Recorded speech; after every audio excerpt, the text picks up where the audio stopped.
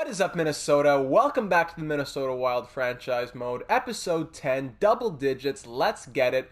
Been about a week since we've done franchise mode. The exams are done, the snowmen are being built, the snowflakes are falling. Welcome to Christmas time, let's do it. So in the last one, we had a big off-season, not in terms of players, but in terms of personnel, as he who shall not be named went to the John Chaika School of Loyalty and ended up leaving the Minnesota Wild after 2 seasons as a head coach and a Stanley Cup championship, and went to the Arizona Coyotes, even when we offered him $7.5 million a season, and we found ourselves in a sticky situation in terms of coaching. So before we even get into anything related to this upcoming season, let's just put this to bed and deal with the coaching right off the bat. So we hired this new head coach, Pierre Rabichaud. Has some very nice stats. I like Rabichaud and all the A's and B's that I'm seeing here. He has a 65% team fit, which is not bad at all. Ryan Murray, full bar, and no one else has like less than a half bar. It's great stuff. However, when you go and look at the lines, although no lines are at zeros or negative, we're at +1s across the board. Not bad at all, but it hurts a little bit when the top line of Kaprizov, Monahan, and Parise has had a +3 the last couple seasons and has just gone absolutely insane in terms of points. Parise getting like back-to-back 70-point seasons at the age of 36, 37. Now he's 38, still at an 85 overall. Elias Lindholm was a perfect fit to the second line. Now he's kind of, he still fits the second, but like nowhere else. We went out and got Nino Niederreiter in free agency because he was a fit for the third line. Now with this new coach, he's not really a fit in the bottom six at all. He's more of a top six guy, and there's no room for him in the top six. So that's a bit weird. On defense, it's fine, +3, +1, +1, but it's not what we were looking for. It's not what we thought we were going to have, and that's disappointing. So for this season, I don't know if it's I don't think it's gonna be a long-term coaching solution. I'd like to get a coach that really maximizes our top six, even if we take a hit in the bottom six, because that has been really our go-to in the last few seasons, having a very strong first line that is supported by secondary scoring. So I'm going to try, I think, to go for a coaching change. But first, let's go to the comment sections where people a lot smarter than me often dwell and give their suggestions. So let's dive into there. Now, concerning possible coaches, names that were being suggested pretty much came down to Redenbach, Randall, and Wisniewski right here. Those are pretty much the 3 names that we're looking at here. MVL12K7 says Coach Wisniewski makes sense, and you can add a defensive and offensive head coach. That is a possibility. 1 vote for Wisniewski. DMH says, hey Data, longtime lurker, love the vids. Hey, thank you so much. Thanks for getting me back to NHL games. Bought 20 during the Honolulu series, the good old days. Talks about team fit percentages being misleading, and yes, that's very true.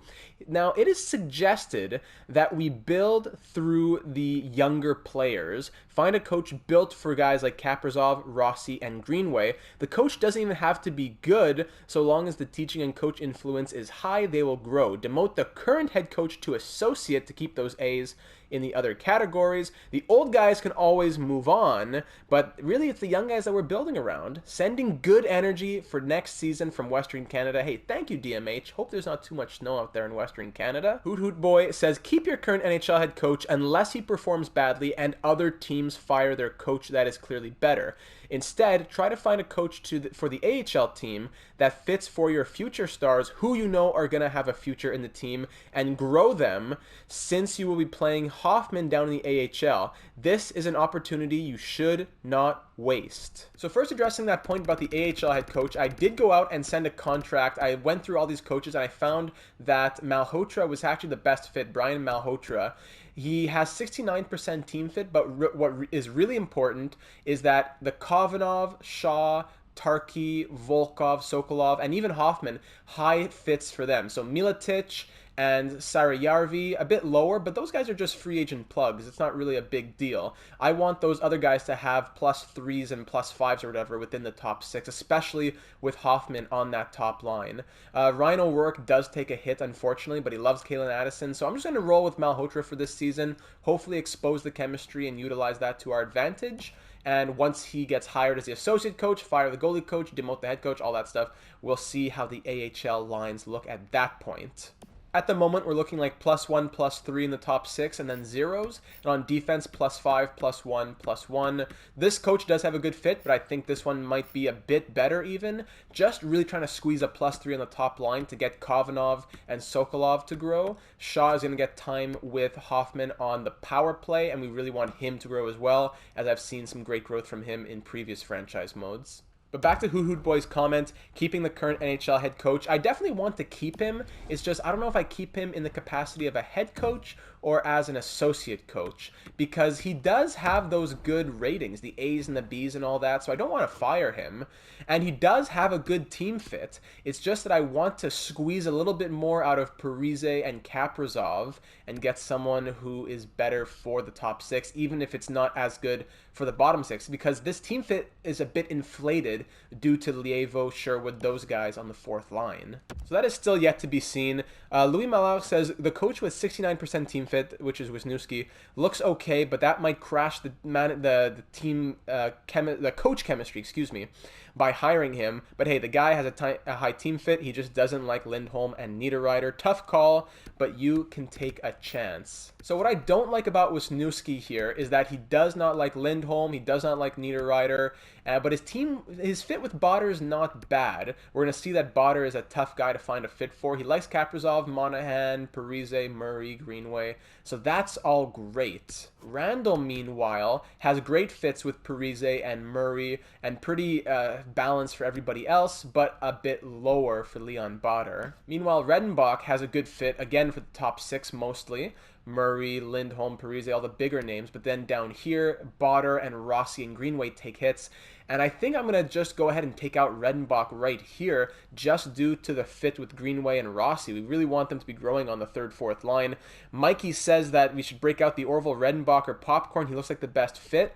But I think he would be perfect if it was just Rossi and Greenway having a bit of a better fit. So I think, unfortunately, just solely due to that, it comes down to Randall and Wisniewski. And Javier here even makes reference to that about Botter. He says that almost none of the available coaches even like Botter. He also throws in that Popovich did the organization dirty, and we have to shame the Coyotes from now on. That is a must. People throwing in the Popovich hate here. Michael saying Popovich a piece of junk. Apo saying it's a shame that Popovich left. But then, hey, he always finds a way to turn it positive. Team's looking good. Free agent signings were good. Gonna be a good season. I can feel it. Yes, that's what we need, Apo, after a little bit of pessimistic vibes that we're feeling here.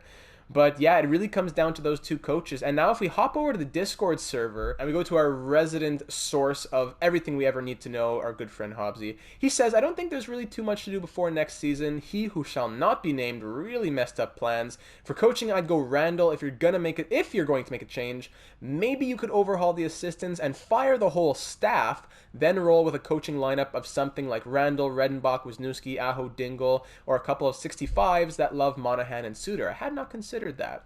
It's not ideal, but it may be the best option at the end of the day. If you're just replacing the head coach, I'd go with Randall or Wisniewski most likely. Unfortunately, those are the two guys that I've come down to as well. I got to figure out who it's going to be.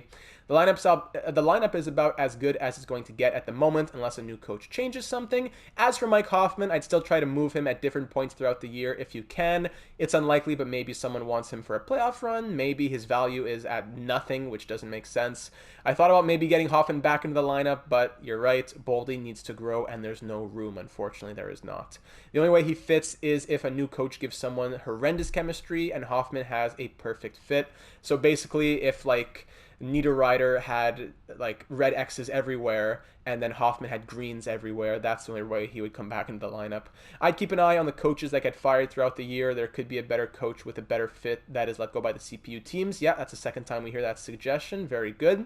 And other than that, I don't think there's too much else I have to add for this episode. Excited to see the team here this year. Thank you, Hobbsy. So am I, and that is much appreciated. So it is true that we could overhaul the coaching staff a little bit. I like Robbie's show. Maximilian Lautner is maybe someone who could leave. He's been here since the beginning, but we only hired him because he had a good team fit. We can't see it when he's an associate coach, but he did have a good team fit. That's why we hired him.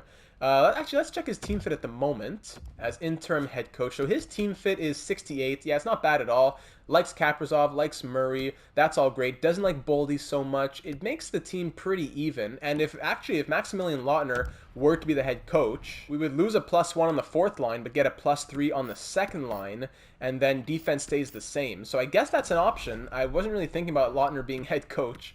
But if we hire one of these new coaches and it doesn't work out, then he could be an emergency backup plan. Levasseur here, by the way, our other assistant or associate coach, he has a 56% team fit. We just have him for the good teaching and influence, and then balanced everything else, so no need to make him the head coach. Like Hobbsy said, we could do an overhaul of the staff. I don't know how much that would mess up the team, or I don't know, with staff chemistry, players like this guy and don't like that guy. I'm not going to do an overhaul here. I'm going to try and get the new head coach and make Robichaud the associate coach. But aside from that, I think Lautner is going to go goalie coach for the moment. Levasseur can stay assistant coach. And we're going to go from there. If we're really struggling, if a team fires a different coach, if these coaches aren't doing well and just we need to spark something, then we might overhaul the staff. But for the moment, just for the moment, I think we're going to try hiring either Randall or Wisniewski. So the pros of Randall is that it's a nice fit with Kaprizov, Monahan, Suter, Parise, Murray, even Lindholm, which is really important. Greenway and Rossi, not amazing, but not bad. Botter, not great. Wisniewski, the pros are a little bit more, as Greenway and Rossi have better fits. Niederreiter and Lindholm take a big hit, though, on the second and third line. Lindholm and Niederreiter on the second and third line, respectively. There is more love for Leon Botter and more love for that fourth line. So I think that's slightly inflated. I think we're going to go with Randall solely because I'd rather have a boost in the top six than the bottom six. I'd rather have... I don't want Lindholm to be hurt while Sherwood, Gauthier, and Lievo are helped. I'd rather have it be the opposite of that. So I'm going to try to hire Mr. Jonas Randall. Beautiful, beautiful head right there. It looks like Lex Luthor. Let's get some sort of storyline going with something of that. We'll try to hire him as head coach. We'll see how that works with chemistry. And hey, worst case, we fire him. So NHL head coach, give him a lot of money, don't care. 3-year deal. I don't think he's going to be staying here for 3 years. $701,000, 10 times cheaper than our head coach would have been. And we'll go from there. So we're going to begin simulating a little bit. We don't really have any changes to make about the team itself, so that is nice. Concerning contract extensions in the last one, I don't think anyone threw out any words on that. We had some expiring contracts. I'm going to go ahead and send a contract to Hunter Jones right here. He wants, if I give him a one-way deal for 8 years, he's willing to take 0.850, it seems like, so why not? Some people say that stunts growth. I haven't seen that personally, so I'm just going to go for it, and maybe I'll learn my lesson here. And then in the main roster, we have Sean Monahan, who's down for an extension. Currently wants 9.4 for 7 years. 85% of that would be about $8 million for 7 years. So you know what? I'm going to try the 85%. If he wants it, he wants it. If not, we'll figure it out at a later time. But if he wants to take a 7-year deal at $8 million per season, I would love to get that done. Obviously, it's a pay increase, but he's been playing great on this team. He's 27 years old, our first-line center. Last season had 86 points and 63 assists. He has the franchise season record in assists as well with 63. So he has to get paid. He's got to get paid. So let's see what happens with the NHL, the AHL coaches here, those extensions as we begin to move into season number 3 here. What do we got? Scouts are already sent out. Malhotra is on board in Iowa. That's great. Randall's on board as the head coach. And we'll check those extensions in a second. Let's see the coaching staff. Staff chemistry in the NHL goes to an 80%. I believe that drops from an 82, but I can take that. And then for the coaching over here in the AHL, I got to fire somebody to move things around. Ivan Ivanov can get fired. Dupre can be moved down. Malhotra as head coach. Dupre as associate coach. Great. 58% staff chemistry. Not great. We could probably fix that. Let's see how the lines look in the NHL and the AHL now. So NHL lines, please. Okay, so still no +3 on that first line. Parise is a perfect fit. Kaprizov fits very well. Just 1x. Same for Monahan. Only 1x. It must be the two-way forward that kills it. +3 on the second line is definitely valuable. And then +3, 0, and +1. I don't like that. I don't like the 0 on that second pair.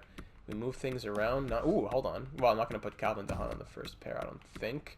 We used to put Hunt on that first pair, but that doesn't really work anymore. I don't think when we have such a lineup. That's not optimal. And then in the AHL, okay, good. +3, +3, +500. Yeah, I can take that. That's okay with me. Tarky, I'd want to use Tarky a little bit better. You know what? I'd rather get +3 Tarky Addison than +5 McCoshen Addison. And then a +1 for Rourke as well. O'Rourke. Yeah, we can do that. So that's all good and taken care of in the AHL. But it's the NHL that I'm a bit frightened by. Not only is the +1 on that first line, but it's the 0 on the second defensive pair. Could always just go back to Maximilian Lautner. He was our head coach for like 1 day in season number 1 before getting demoted. Maximilian Lautner. Has he ever played? No, he's 0-0 in the NHL. He was never head coach for a regular season game. Low chemistry with Robichaud. 2 coaches have low chemistry with Randall. Oh, man. Randall might not be it. Randall, see you later. Fired. Staff chemistry 94. Hey! What happens if Lautner becomes the head coach? Chemistry 97. Oh, this is really weird, but you know what? Maximilian, he's the longest serving coach on this team. It's like when Creed Bratton becomes the branch manager at Dunder Mifflin. He's the longest serving guy out here, so maybe he's doing something right. So let's go for it, just to start the season. We only get the +1 on the first line. I don't like it. We could get a +3 with Rossi. Okay, that's good for the future.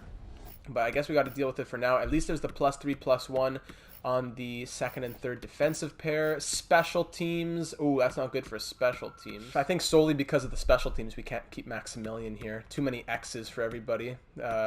X's everywhere. Sergachev fits it. That's cool. X. No one has 2 check marks except for Sergachev now. And even on the penalty kill here, 0s. No, forget it. Maximilian, just like Creed Bratton, you're out of here, buddy. Staff chemistry is great, but I can't do that. So let's go NHL goalie coach. Robichaud, man. Maybe Robichaud's the guy we stick with all along. I don't know. He was here under our noses all along. +1s across the board. +3, +1. Power play +1, +3. Penalty kill +3 and 0. I don't know. I just waste like 10 minutes of the video here trying to figure out who's going to be the coach. I don't know. I guess we could at least just give Wisniewski a shot. And if not, we just put Robichaud. But, you know, let's try it. Jamie Wisniewski. James Wisniewski's father. NHL head coach. 3 years, $600K. Let's try him out. Simulate another couple days. Hopefully those extensions. Hey, Sean Monahan. 7 years, $8 million. Nice. For our first line center getting over a point per game, I'm very happy with an $8 million contract. No problem there. And we really started off on the right foot. Great. Jamie Wisniewski, welcome. And Hunter Jones extends for 8 years at 0.850. Awesome. Okay. Edit lines with Wisniewski as the head coach. Okay. So +3, +1, 0 on the third line, then +1 on the fourth line. Niederreiter really does not fit there. Again, fits in the top 6. We could switch him with Greenway, but I can't. Greenway has to be in the top 6. The guy's 25 years old. If he's going to grow, the time is now. First line +3, beautiful. Okay, great. +3, 1, and 1. Now power play, let's see. +1, +3. Okay. And then penalty kill, +1 and 0. You know what? I can work with that. I think Wisniewski might be the guy that we start with. Robichaud as associate, Lautner goalie, and then Levasseur as assistant. Okay, I'm going to fix up the special teams a little bit, and then we'll see what we're looking like for opening night.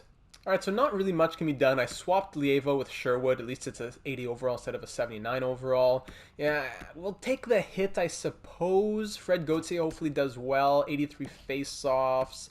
Lindholm actually has 84 face-offs. Yeah, you know what? Lindholm's going to go here instead. Gauthier, it's all because of the player types here, the two-way forwards. Like, Kaprizov and Parise have better defensive stats, but they're playmaker and sniper, so then it just hurts the penalty kill. So anyways, power play. I just swapped out Nino with Boldy.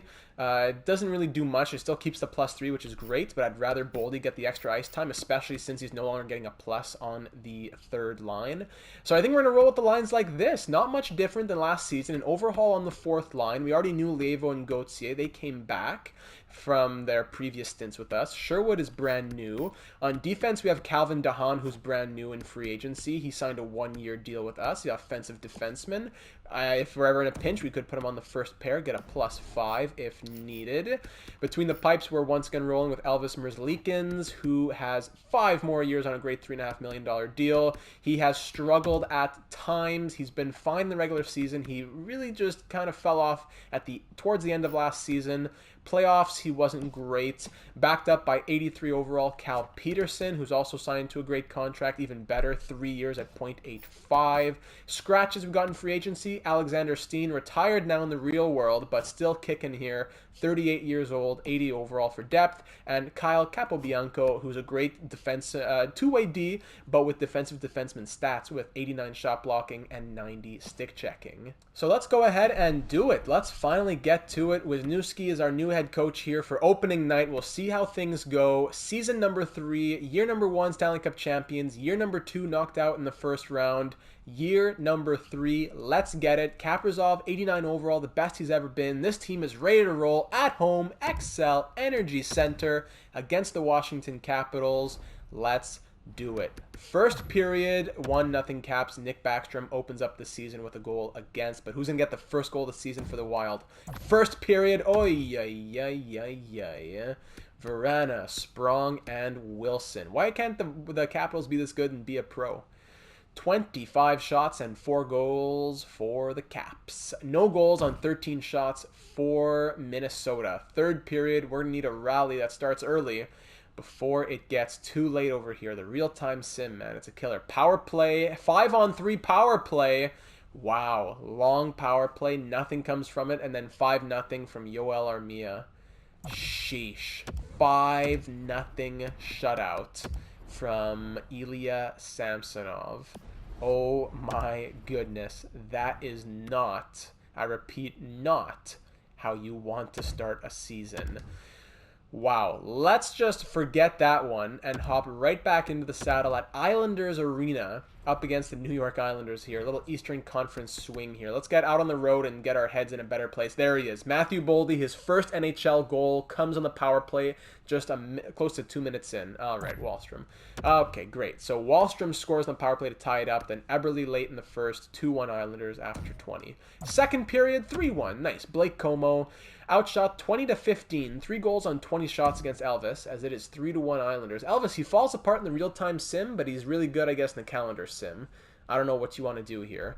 Down by 2. Power play halfway through the third. This is exactly what we need, and we get killed off again as we are down by 2 with... Oh, no, but down by 3. Ben Hutton. Okay. 4-1 loss. 4-1 loss. Great. Who's getting the plus-minuses in these games?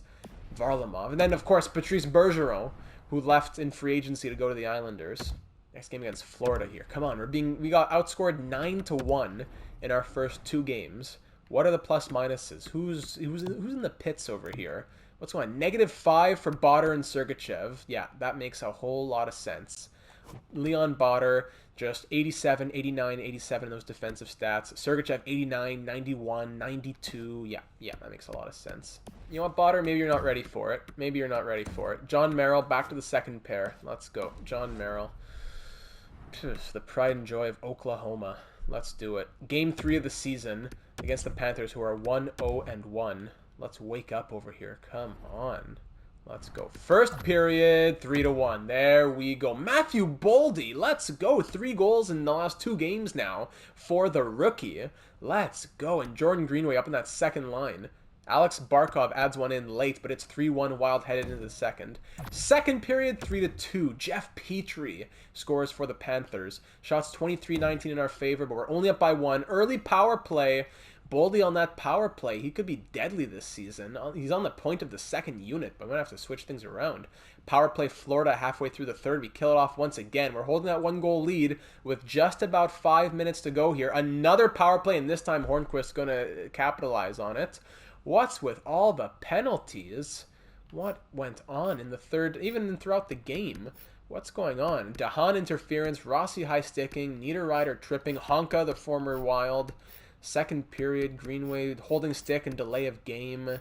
Come on. All right. Overtime here, and it's an early goal. Hey, nice early goal for the Panthers as Jonathan Toews ends it. We were up 3-2, and we lose 4-3 as they consistently scored 1 goal per period, and we didn't score again since the first. 2 goals and an assist for Matthew Boldy, 24 save performance from Spencer Knight, who just shut the door after Bobrovsky got pulled. And now we're 0-2-1. Let's stop doing slow simulations. Maybe the calendar sim is going to be a little more kind to us. Let's go, you know what, like 2 weeks, and we'll start to see if things turn around. If not, man, we might be making big changes early. 2-1 win, beautiful. Of course, the calendar sim gets it for us. Penguins 3-2 shootout loss. Okay, we're 1-2-2. New York Rangers beat us 3-2. New Jersey Devils, central scouting, no problem, beat us 3-2. Great, we just can't score. How come we just can't score? 4-1 loss? Okay. Stop the count, stop the presses, hold on a second. Let's fix Luke Johnson, then we're going to reevaluate our lineup. Kaprizov, 8 games, 1 goal, -4. This is the man who scored 56 goals last season. What? Monahan, 2 assists. Parise, 1 goal, 1 assist. Greenway, 4 goals. Lindholm, 4 assists. And then Fiala, goal and 2 assists. Boldy's killing it. Rossi, 3 assists. Niederreiter, 4 assists. So it seems like it's the first 2 lines here. So we're going to have to be switching up some things on the first 2 lines. Let's try... could Parise play center? Could he? No, 65 faceoffs. Greenway, 68 faceoffs. No, I don't think so. I feel like Lindholm or Monahan have to stay center, which means we'd have to change something up like this. Kaprizov to the second line, maybe? Or we could just switch Kaprizov and Fiala. Yeah, let's try that instead, just for the moment here. Fiala and Kaprizov, let's get him going with the playmaker of Elias Lindholm and the power forward of Jordan Greenway, and we'll see if that can spark a little bit of magic. +3, +2 for the first deep pair, -2, -4 for the second, -6 and -4. You know what, Leon Botter? I don't care that you're the highest, the best rookie on this team, 19 years old, medium elite. You got to send a message sometimes, and that's what we're going to do. Capobianco, get in there. You're in. Let's go. +3 on the second unit with Sergachev. Bang. Botter, you are out of here for a little bit. And then John Merrill, mild concussion. All right, sorry, Leon. I take it back. I didn't mean it. I'm really sorry. I hope I didn't hurt your feelings. Hope you're doing well. Hope you enjoyed the night off. All the best. Take care. Great. But Capobianco will stay in. 1 game, 1 assist, and a +1 with 28 minutes of ice time. Hey, how do you like that? Elvis, 892 save percentage, and Cal Peterson has not played at all. So you know what? Let's put Cal in, and hopefully he's going to do something different, because Elvis has been a train wreck. All right, 4-2 win there. I'm not sure if that was after the injury, so Peterson would have played, or if Elvis would have played, but let's check quickly. No, that was Elvis once again. So Elvis now, 9 games, 2 wins, 892 save percentage, 3.09 goals against average. Cal, enjoy. I guess we didn't have any back-to-backs, so that the game wouldn't have put Cal in for any of those games. Yeah, that's true. But now we have a back-to-back up against the Leafs and then the Blues. So we'll put Cal Peterson in for the game against Toronto, and then we'll put... you know what? No, Cal played both. How about Cal plays both? He deserves a little time in the net here. Let's go. Against the Toronto Maple Leafs at home. 5-0 shutout. Let's go. Let's just wake up and smell the coffee. Cal Peterson, I love you. I'm so sorry I didn't believe in you sooner. 24 save shutout. It's not that I didn't believe in him sooner. It's just I didn't look at the goalie stats sooner. Elvis, enjoy the bench, my friend, because you're going to be seeing a lot of it. All right, now this game up against the St. Louis Blues, who are 4-3-1. That is a 6-5 loss. I always speak too soon.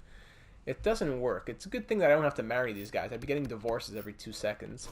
Peterson now has an 880 save percentage. Elvis came in. Did he come in? No, I don't think he came in. 6-5 loss. Even when we scored goals, nothing happened. Kaprizov has scored 3 goals since the line change. Perfect. Fiala's been playing okay, it seems. And how's Capobianco been? 2 assists and a +5. Ah, Capobianco. What a bellow. That is a nice bellow right there. All right, so I see it, you see it. Let's just get it over with. We're going to see the Arizona Coyotes on on Halloween. Poof, Halloween night. We're going to see the Coyotes. Oh boy. First, we're going to have to see. You know what? Let's fix Iowa quickly. Done. So first, we're going to have to see the Vegas Golden Knights, and that will. John Merrill is fully healed. I don't. You know what? Okay, John Merrill can come back, but Capobianco's not leaving. I think Botter is coming out. Botter, what are you doing these days? -9? Yeah, you are such a shame. Such a shame. I'm going to send you down. I'm literally going to send you down. My goodness. 3-2 win against Vegas. Beautiful. Coyotes are 3-9-1. Haha, but we're 4-6-2. Not much better. Pre-game, things were getting ugly. The game is in Arizona, so people made the long trip from Minnesota across the country. People were flying in on chartered flights this morning. The buses were flooding into the stations of Arizona from Minnesota. People with signs ready to give Popovich a piece of their minds. Let's do it. We're 4-6-2. They're 3-9-1, like we just said. Oh boy, we really want to win this one. We really want to win this one. Let's show him what he's missing out on. First period, 1-0 Coyotes. Oliver Ekman-Larsson on the power play. By the way, Capobianco playing as his former team here. Second period being outshot 13-8. Second period 1-1. All right. Matthew Boldy on Jonathan Bernier. See that, Popovich? You don't get to coach this rookie. Matthew Boldy, this guy's exploding without you. He doesn't need you. Let's go. 1-1 being outshot 23-18. Heading into the third, this final 20 minutes decides it. Let's go, boys. Play. Let's go. Power play. Nothing from it. Let's go. Show him what loyalty means, staying together as a group, staying as a cohesive unit that wants to fight for something, wants to build something in Minnesota. He gave up on the dream here in Minnesota. Let's go. 2 minutes left. Late game heroics, nothing. All right, overtime. A lot of shots in this one. Good goaltending battle between Peterson and Bernier, two probably 81 and 83 overall goalies. Just being outshot by one here. Overtime. Who is going to be the overtime hero? Or will we see the shootout? Yes, we will. Let's hit it. Here we are in the shootout, starting off with Kirill Kaprizov skating it on. Doesn't even get a shot off. So it's really tough to watch the AI sometimes. Sometimes they pull off crazy moves. Here's Clayton Keller. All right. Nice, easy save from Cal Peterson. Now here comes Sean Monahan, the first line center. Very intimate relationship with Popovich. They were very close over those 2 seasons, and he just roofed it past Jonathan Bernier. Ekman-Larsson coming in now. Oh, nice pad save from Cal Peterson. I like that they just go through it. Bang, bang, bang. No garbage in between. Zach Parise coming in. What? Scores! And the Minnesota Wild take it in the shootout. Woo! What a nice snipe that was. How do you like that, Popovich? 2-1. Oh, man. They are dancing in the streets of Arizona. They're just flooding out of the arena. They're chanting. They're singing. They may have gotten a little bit too rowdy, but they get packed back into the buses, head back to Minnesota, be ready for the next game next week against the Winnipeg Jets here. That's a huge 2-1 win that we really, really wanted to get, and that's not over. We're going to be seeing them again. Actually, it's going to be a little while until we see them. January 31st, big Halloween win. It was a full moon, and we came out guns blazing. Let's get some simulation done now with Cal Peterson between the pipes. Actually, I should probably turn off auto goalie rotation if I want to keep Cal in. So I'll have to go fix it here for the game against Winnipeg, but that'll be all off screen. All right, back at home here. Marco Rossi leading the way in points, by the way. We're 5-6-2. Peterson between the pipes against the 5-8-0 Jets. It's a 2-1 loss. That's a heartbreaker right there when the goalie gives it to, but the scoring's not enough. There's no back-to-backs for a while, actually, so instead of doing it this way, I'm just going to slot Peterson in, turn off goalie rotate, auto goalie rotate, until we get to this point in a couple of weeks against the Oilers and the Predators. All right, we're 5-7-2. Going to be some tough matchups over the next week or two as we go up to this back-to-back that we just said. So Colorado Avalanche, they're a very good team here and a divisional rival as well. And we will get a 5-4 shootout win against them. That is huge. Then a 4-1 win against the Kings, Cal Peterson's old team. 5-3 loss against the Wings. Tough. Come on, let's get back to 500 here. Big win. John Merrill. Sore foot. Come on, John. That means Botter's coming back into the lineup. Things haven't been good with Botter. But Capobianco, +1 with 2 assists. Okay, he's slowing down from that original pace. Leon Botter, this is his chance to get back into the lineup here if he wants to have a spot on this team. DeHaan's a -10 as well. Sheesh. What's going on? This top pair is playing great, so I'm not going to bother taking Murray off and put DeHaan to get the +5. But it's tempting to put DeHaan up here with Sergachev maybe. But I don't know. Sergachev... Let's try putting him on this left side. Let's try DeHaan there, Capobianco here. I don't know, just to mix up a little bit. By the way, Peterson, a 2.71 goals against average. Lincoln's okay, he's gone down. He's coming in relief probably a couple of times or something over the last couple of weeks. 3-2 loss against the Jackets. That's not good. 2-1 win. Okay, let's go. Big win against Vancouver to get back to 500. Come on, they're 14-6-1 and a 4-3 loss. All right, we're 8 10-2. This is going to be a grindy kind of season. We're going to keep Peterson in for the game against the Oilers as it's a tougher matchup. Some really good teams here in the Western Conference. Nuge, Spezza, and a 4th-round pick for 2 seconds. You are really crazy if you think I'm taking those contracts. 3-2 overtime loss.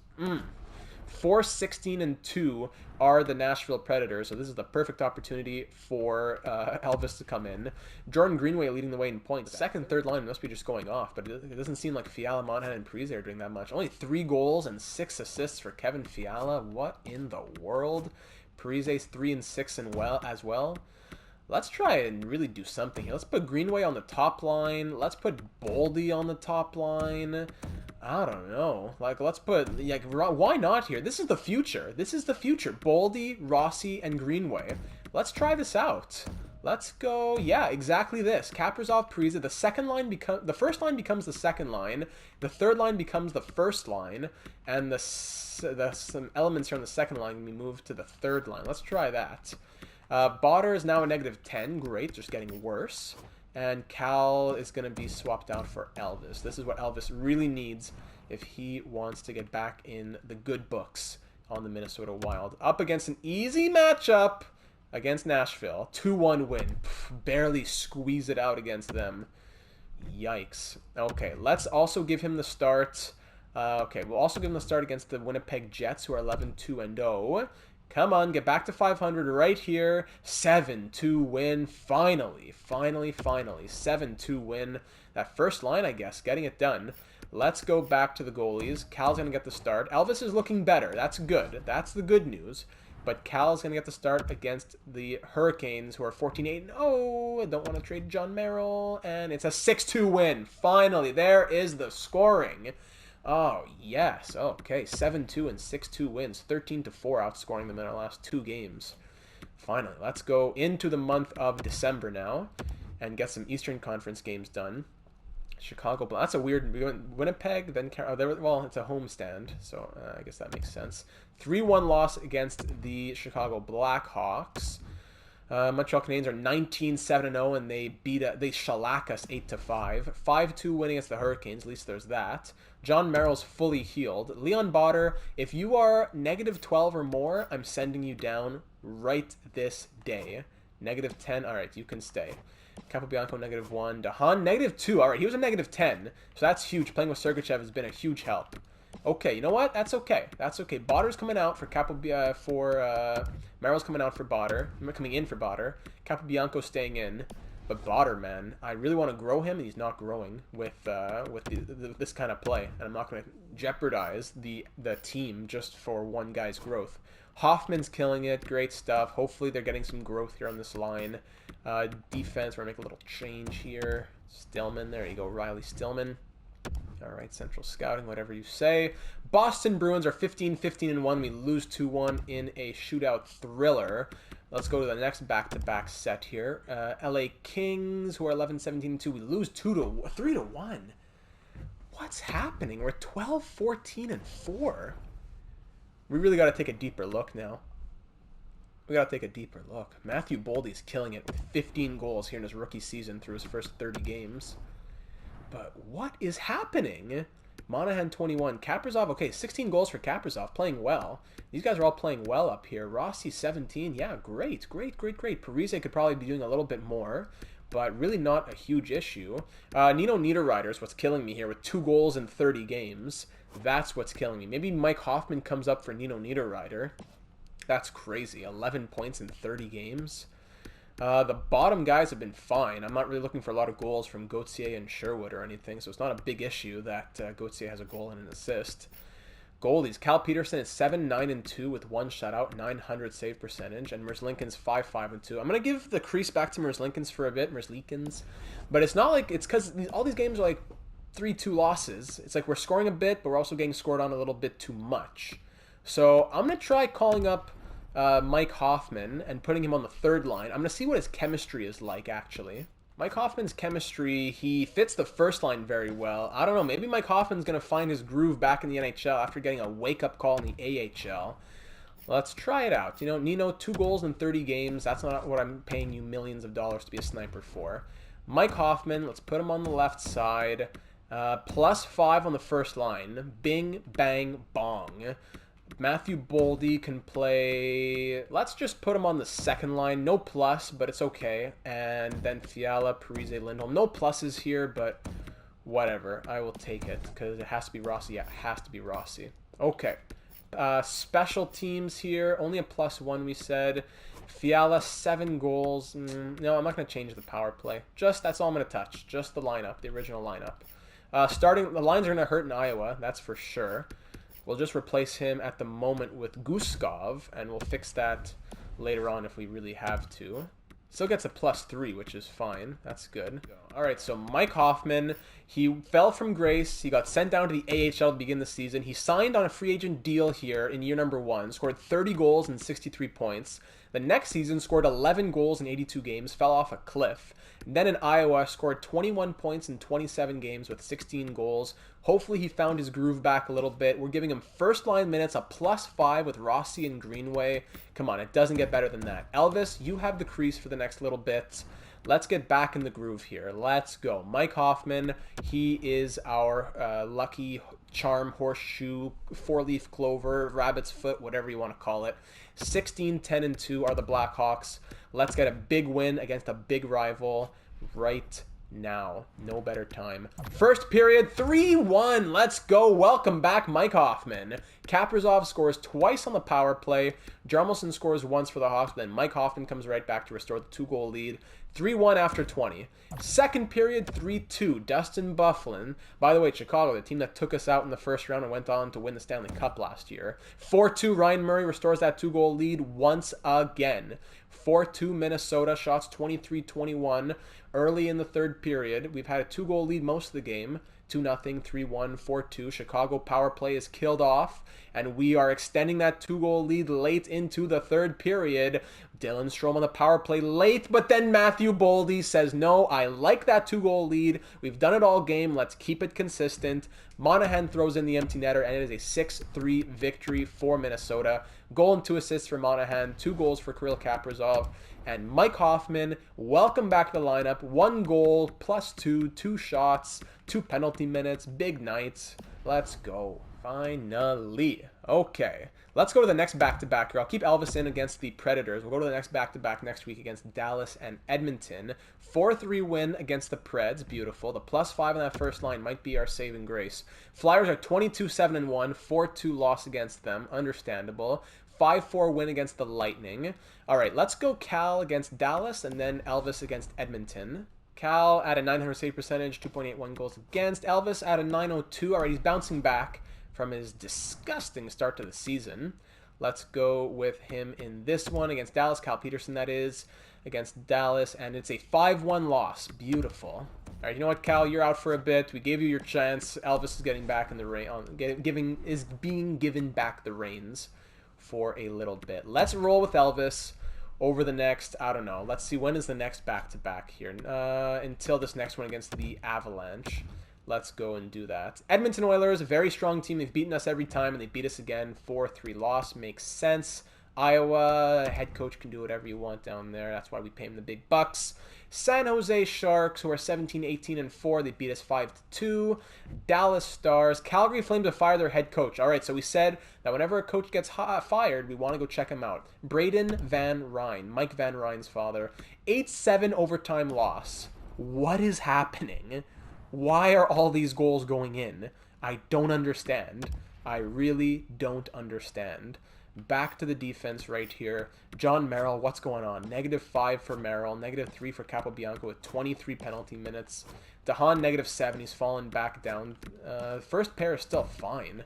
Let's go Capobianco back to the third pair, to the second pair. DeHaan and Botter on the third pair. Let's try, and we're going to take Merrill out for a bit here. Elvis falling back down in the pits here. 892 save percentage, 3.28 goals against average. It might be time for a goaltending change here. I don't know. It is really scary. Got to check the trade blocks. I have to do a little research here. Trade blocks and just who's playing well in the NHL here. Give me a second. Let's see if it's actually a possibility or if we're just going to have to swallow it and hope that things change. So there are some goalies with some very nice records out here. Like, look at Carter Hart. Crazy numbers from him. Marc-Andre Fleury, amazing. But the problem with Fleury is that he's 38 with only 1 year left on his deal. Robin Lehner, though, however, 87 overall, 31 years of age, and he has 3 years left at $5 million. A very digestible contract. Very nice. This guy has a .931 save percentage and a 2.02 goals against average on a like a decent Vegas team. 20-10-4 is a weird record to have when your numbers are like Vezina caliber, such as those. Vasilevsky, of course. All the big goalies are playing well. I'm not going after the big boys, but I'm just trying to find guys who have good numbers. Like Linus Ullmark, we always know that Linus Ullmark is going to be amazing, right? He has 2 more years at 1.995. That's a very nice record to have with a good contract. Varlamov's playing okay. Bobrovsky's playing terrible. Look at this. Bobrovsky, 86, and he's in the pits down there. Philip Grubauer is playing well. 84 overall and a .927 save percentage, 2.35 goals against, 4 shutouts, yet a 10-13-1 record. Here's Elvis down here with his 8-8-2 record.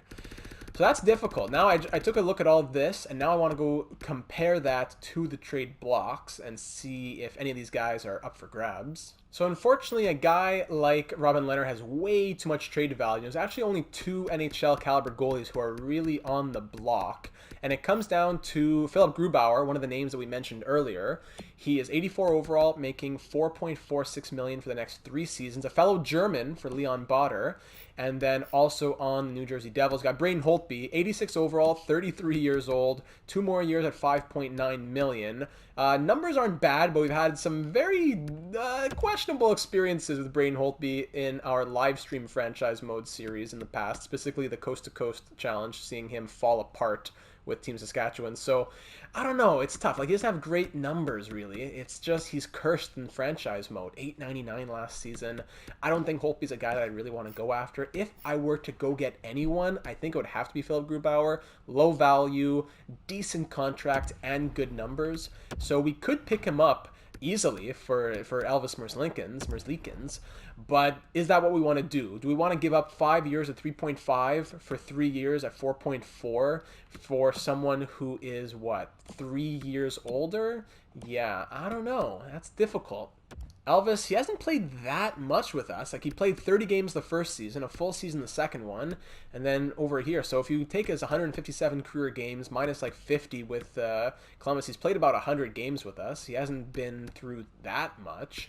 8-8-2 isn't a terrible record, so it's really making me think, and Grubauer being on the block is making me think about it even more. Is he consistent? Last season with Colorado, good numbers. And then even the year before, always he's gotten over 36 or 37 wins the last 2 seasons.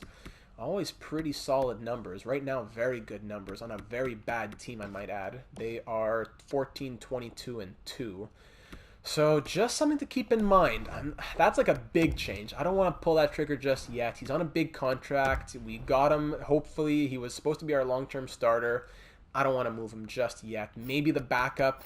We get some, like maybe we go 84-84 at tandem with Grubauer, and we get rid of Peterson, but then the value's not really there. We'd have to throw in something else. Looking back at the team itself, Hoffman 6 points in 8 games, the +2. You love that. Everyone else, plus minuses are fine. -6 for Monahan is not great. Fiala and Parise plus minuses are pretty shameful. Man, Fiala, we were supposed to grow him. This was supposed to be the year of Fiala. The year of Fiala, but where has he gone? Nowhere. That's the whole reason Hoffman didn't make the lineup. We said we need players like Fiala to grow, but would I rather have Fiala grow and be garbage, or get Hoffman in the lineup and we had a +5 in the first line and we can start winning games for once? Fourth line is just, I don't know, -5, -5, +2. It's really the defense that's shocking me as well, the defensive pairs. Leon Botter at -10 is insane. I don't know what to say. I can't believe it. Maybe the problem lies in the special teams. Let's go check those out. Close to the bottom of the NHL here in 24th place. We're scoring. Look at this. All these teams below us are not scoring as much. We're scoring more than these teams, even these wild card teams. 2.92 goals for per game, just letting in too much. Power play at 19.7% is in the top half of the NHL for sure. It's in the top 10 or so. And penalty kill at 77.9%. That might be the killer right there. One of the worst in the top 5. The 5th worst penalty kill in the NHL. Let's try switching that up. All right, let's get the fourth liners out of here. We're going to take the hit on the pluses and the minuses here. I'm putting Kaprizov and Parise in here. They have the second and third highest rating of defensive ratings here. Monahan and Lindholm, slap them in there. Kaprizov with Lindholm. Yeah, would this do anything? I'll give it a +1. What's going on? It says Capobianco. Take Capobianco out. Maybe Botter would help. Still -1. Suter, Murray, Sergachev, Dahan maybe. There, Dahan fits. Okay, there we go.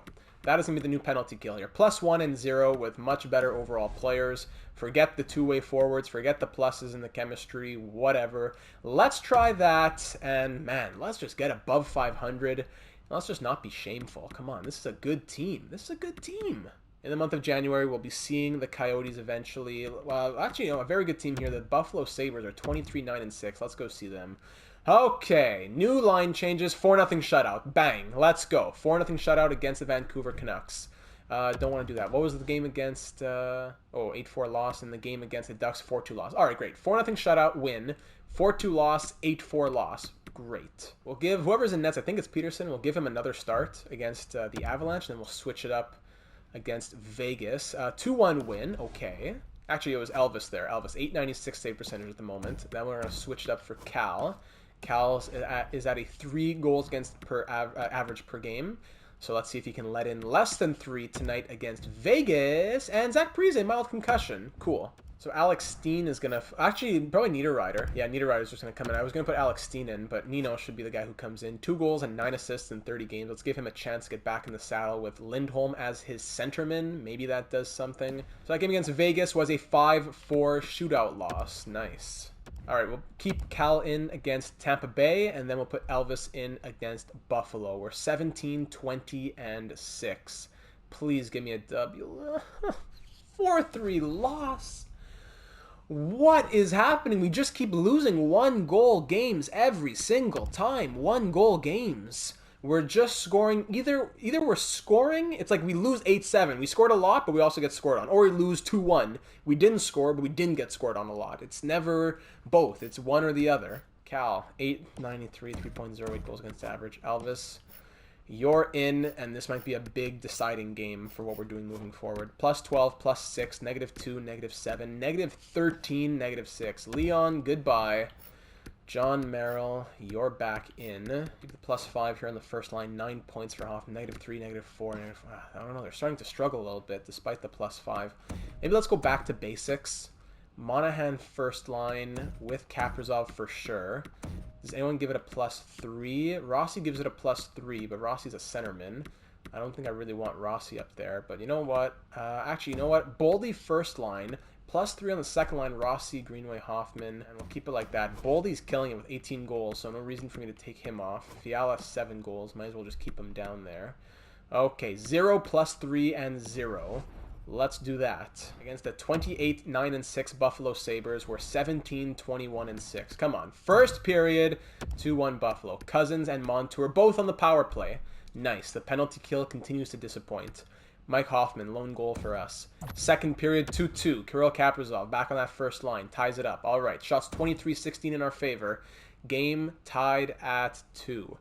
Please, against a very good Buffalo team, show the league that we have the skill. Yes, Mike Hoffman, second of the night.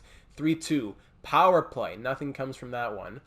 Oh, wow. Come on. 1-goal lead late. Hang on tight, boys. Add some insurance. Add the little empty netter. Something. Okay, forget the empty netter. Just give me the 3-2 win. Thank goodness. Shots were 37-25. But Frederik Andersen makes miracles up there. 2 goals for Mike Hoffman. He's the hero in this one.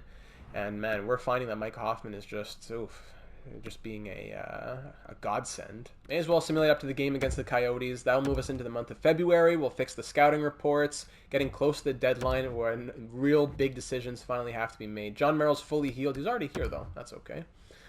Okay, Toronto Maple Leafs, 3-2 loss, another 1-goal game. I want to know how many of these games, win or loss, were by 1 goal. Sometimes even 2, but 1 goal. 7-5 loss against the Canucks. Wonderful. -9, -9. What is going on? Capobianco, -7. Might have to overhaul the third defensive pair. Maybe that's what we need to overhaul. Goalies, Elvis, 893 save percentage, 3.28 goals against average.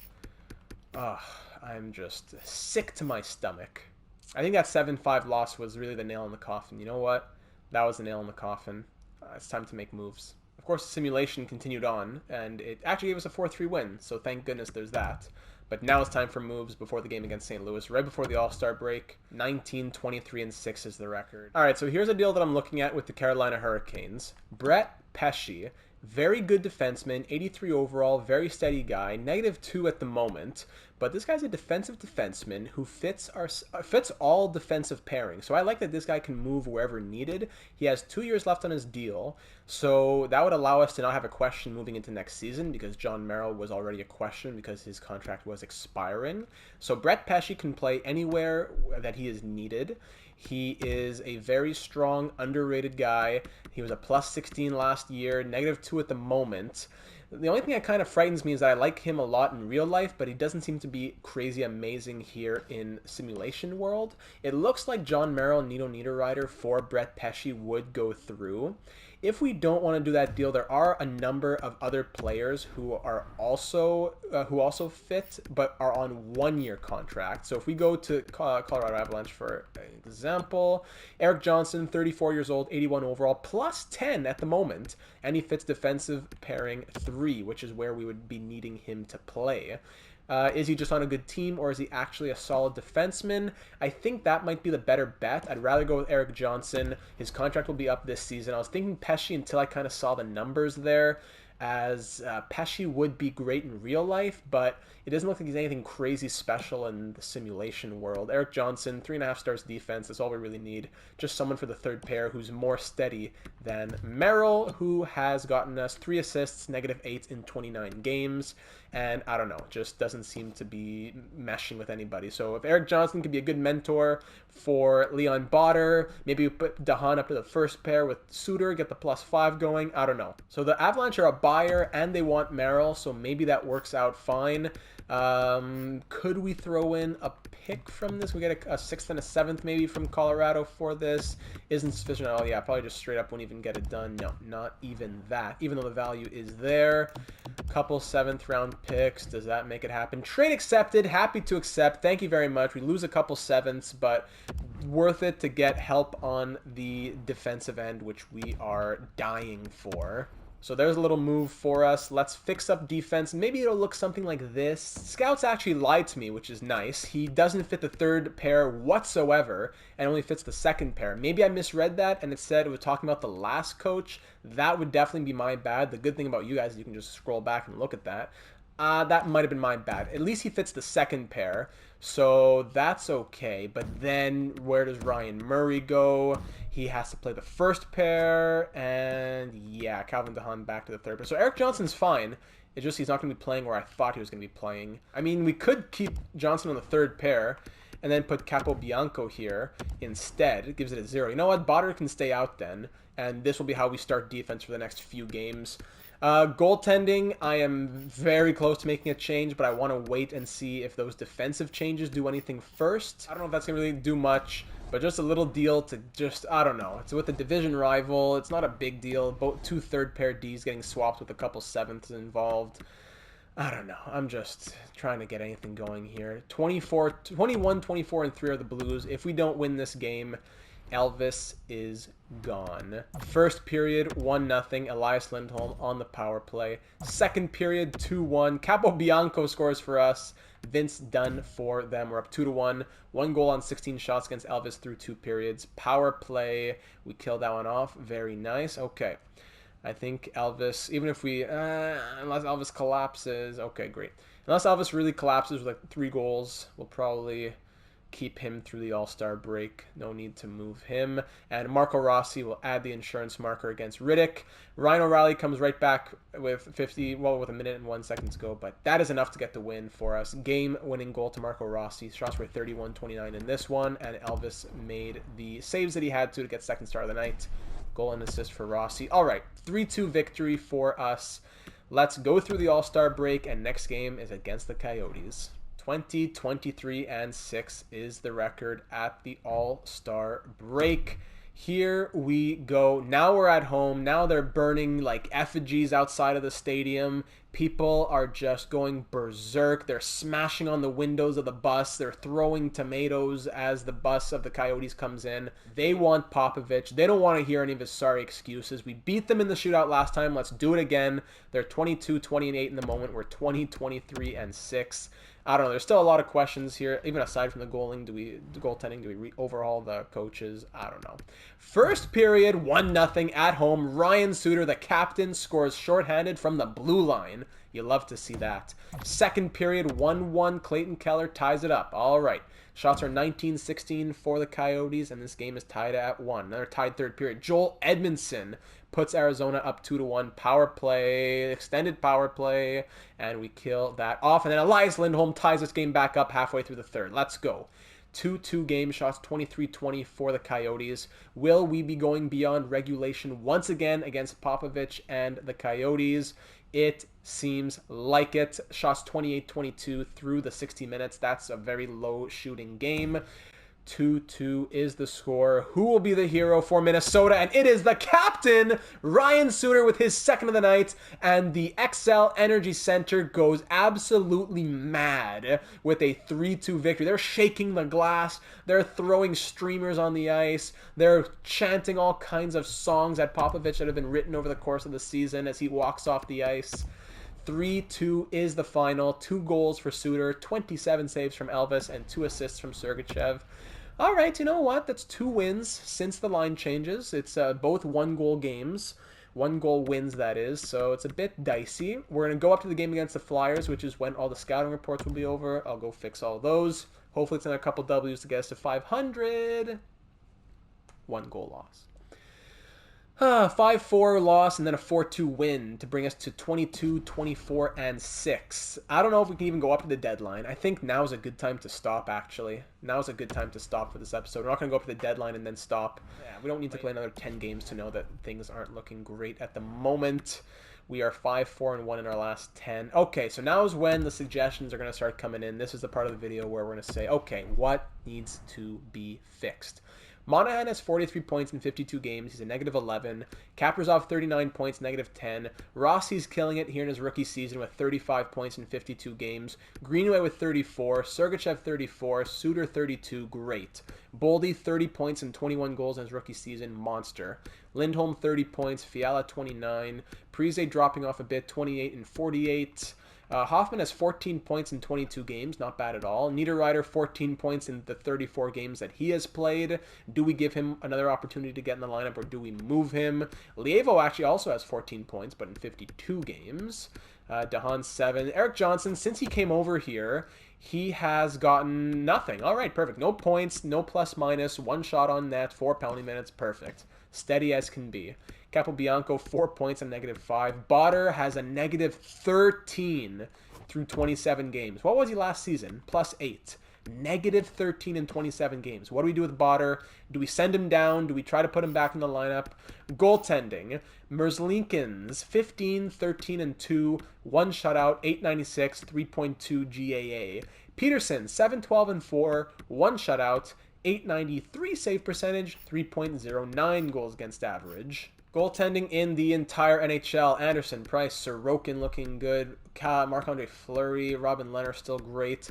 Is Philip Grubauer still playing well? Here's Allmark still playing great, but the Leafs, I don't know if it would make sense for them to trade their starting goalie who's playing so well. Grubauer.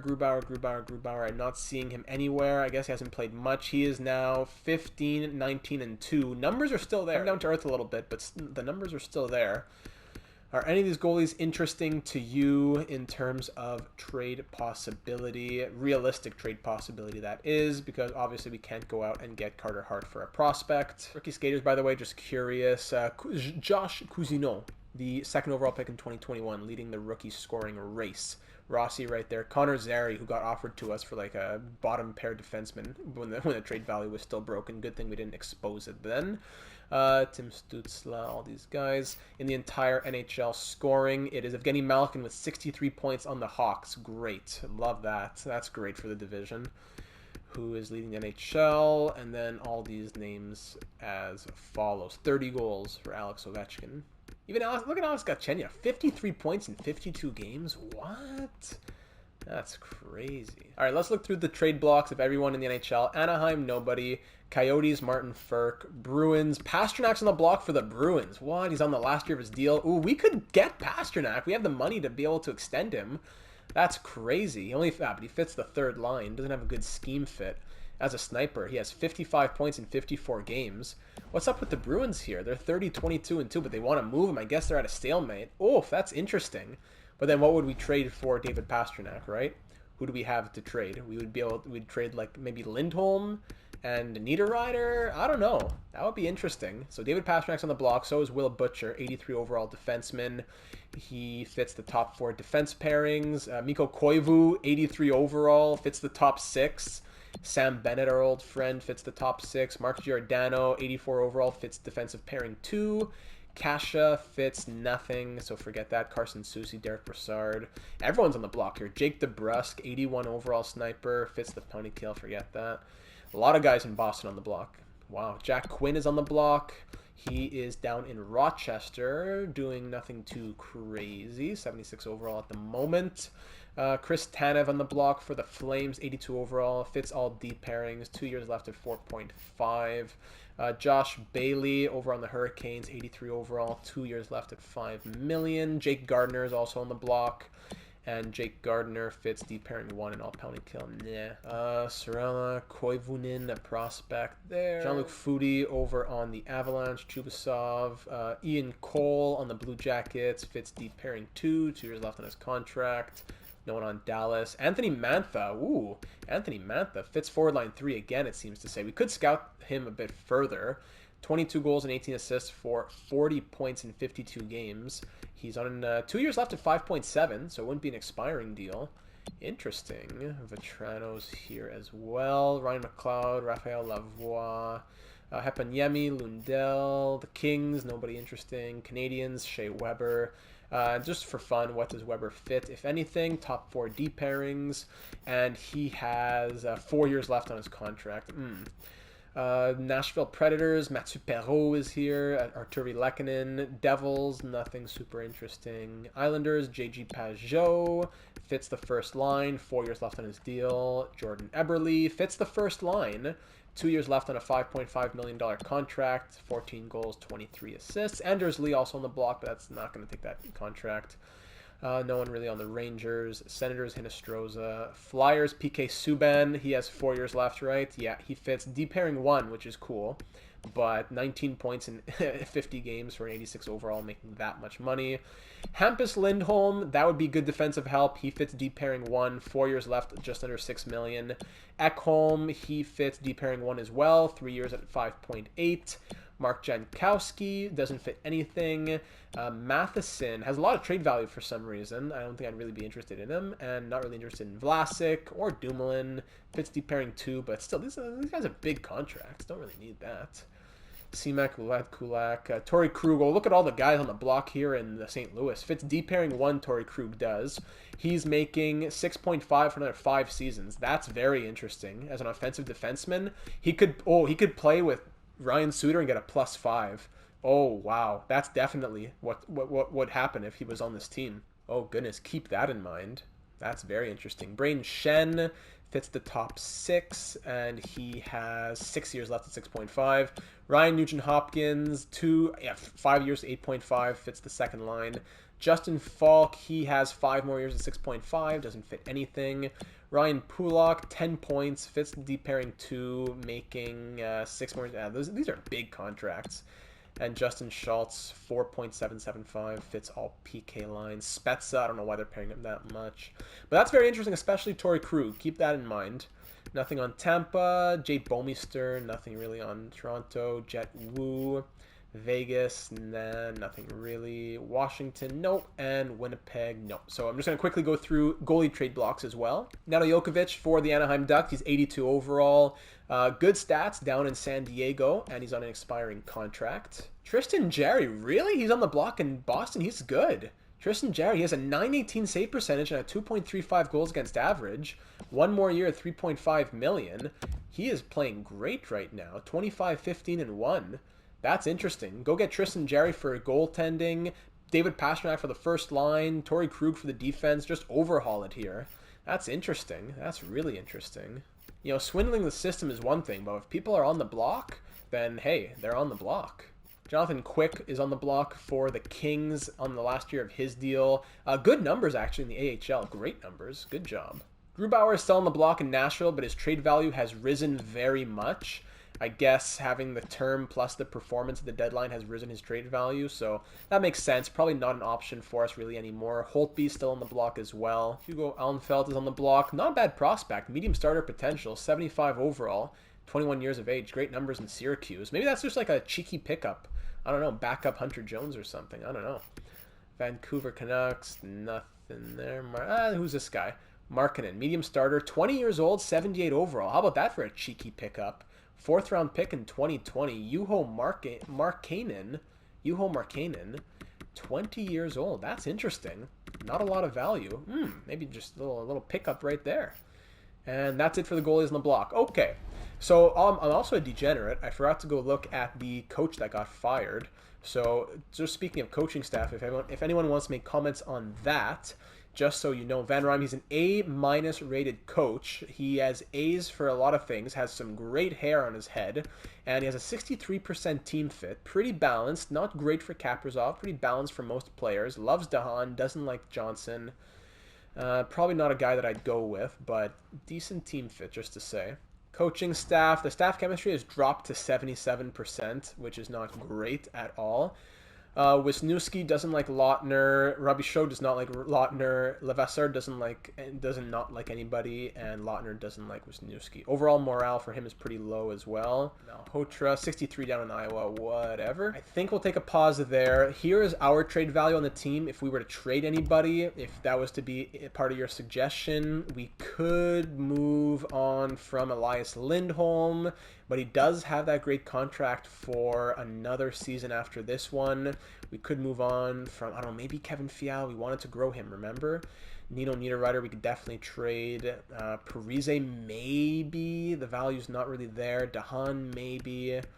After that, it's just a lot of prospects and guys with low-level value. Goaltending, there is Merzlikin's value. The rest of the prospects don't really have any. Don't know why. And for draft picks, we traded our first. Well, we lost our first in the Sergachev. We lost our first trading for a first last year. That's true, to get Mika Tarki. So we have a second with that much value. We have a first the year after with that much value. And that is just about it. So here are the lines of how they're looking. I'm looking forward to hearing your thoughts. I don't know if there's going to be another episode before Christmas. Maybe if the suggestions come in fast enough, we could do one more episode before Christmas. Boldy's up to an 82, by the way. But if not, next upload on the channel will be after Christmas, maybe the 27th, 28th, something like that. Take a little break. Enjoy the time. Enjoy your family as much as possible with all the regulations going on in the world. So I hope that you enjoyed this episode. I hope that you will stay safe, and I'm looking forward to hearing what you have to say, because this team does have the potential. We can still make the playoffs. It's just that we got to do something fast. And maybe, I don't know if all of Krug, Pastrnak, and Jerry will all happen, but maybe some of those guys are possibilities. Which ones should be possibilities? Who's in the lineup? Who's out of the lineup?